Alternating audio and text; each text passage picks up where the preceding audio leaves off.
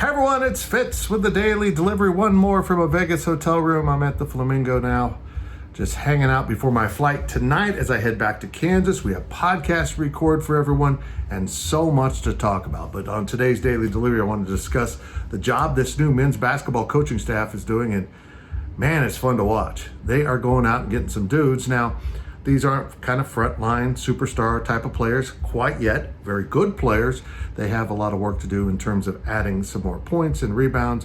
But keep this in mind. They took over a roster once everyone had transferred with 2 returning players and 1 recruit in Taj Manning. So out of the 13 scholarships, they had 10 available to fill, and they've only filled 4 so far.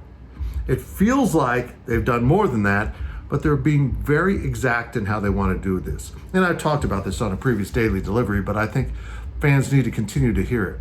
They're not just grabbing guys. They're trying to be very, very exact in the types of players they add to the program, what year in school they are, and what position. And if you start to look at a scholarship distribution chart, you're beginning to see exactly that. In fact, it's kind of remarkable. I figured going through the transfer portal, they'd end up with about half a roster of one and done or guys with just a couple years left, but they're not doing that. They're finding some younger guys. Now, they're going to certainly not only need to add that experience to the roster in upcoming additions, but they want those guys on the roster because they also know that they will be much more effective recruiting in 2023 and 2024, and so they need those scholarships turned over. They don't want to lock up a bunch of guys that maybe just don't quite work out.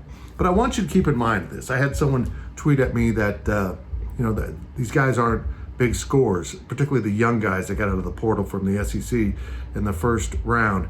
And I just want to point this out because I think it's important. Curtis Kelly remains one of my favorite K-State players. He's on this coaching staff as a grad assistant, and he transferred after his sophomore year. He played 2 years at UConn, and yeah, it was different times because the transfer portal wasn't there and he had to sit out, but he transferred in after averaging 2 points a game at UConn. So what you are at one stop doesn't exactly mean that's what you will be at the next stop. And maybe a fresh opportunity, a different style of play, different coaches will all get these guys rolling because they've all been pretty significant recruits coming out of high school or junior college, and now they're getting their opportunity to come play for Coach Tang and his group at K-State. It's fun to watch. Stay tuned to GoPowercat. We're all over it. Some more big recruiting decisions coming down the road for some key transfers. K-State needs to get some more dudes. The good news is, I think they got the coaches to get that done.